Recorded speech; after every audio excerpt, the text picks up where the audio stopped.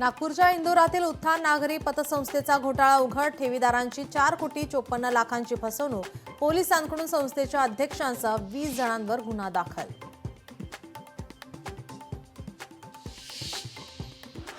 मालेगावच्या सामान्य रुग्णालयात डॉक्टरच नाही. ओपीडी कक्षात सकाळी 10 वाजेपर्यंत एकही डॉक्टर नाही.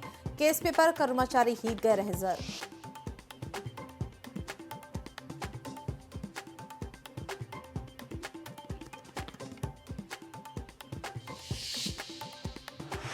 नाशिक विभागात मे महिन्यात झालेल्या पावसामुळे सुमारे 41,000 शेतकऱ्यांचं नुकसान.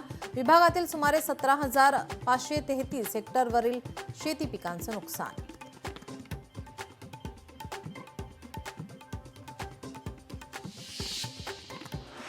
महागाई नियंत्रणात आणण्यासाठी सरकारचं महत्त्वाचं पाऊल. भारताने कच्च्या खाद्यतेलावरील आयात शुल्क 10% कमी करण्याचा घेतला निर्णय.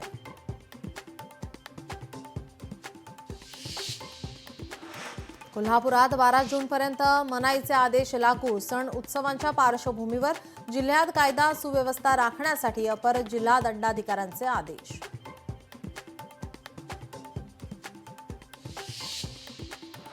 नंदुरबारमध्ये बंदी असलेल्या बियाणांची विक्री. काहटूळमध्ये 2 ठिकाणी कृषी विभागाची कारवाई. 5 लाखांचा मुद्देमाल कृषी विभागाकडून जप्त.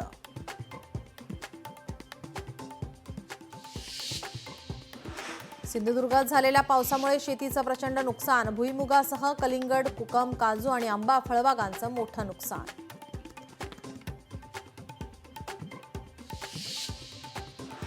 छत्रपती संभाजीनगरमधील उद्योजकांचं सोनं लंपास. दरोडेखोरांना टीप देणारा अटकेत. आरोपींनी रेकी करतानाची वापरलेली वाहनंही जप्त.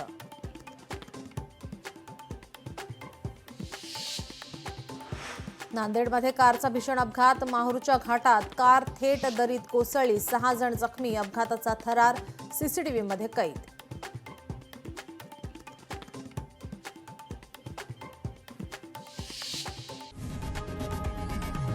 लोकशाही मराठी ऐका, पहा, जागरूक रहा.